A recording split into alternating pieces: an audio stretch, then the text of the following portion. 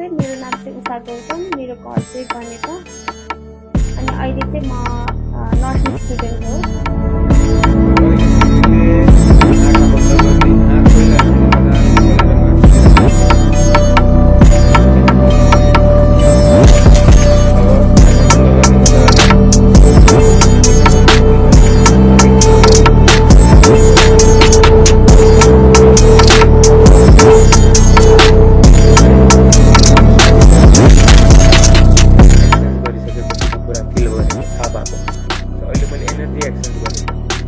कति fresh feel गरिरहेको छौ अघि भन्दा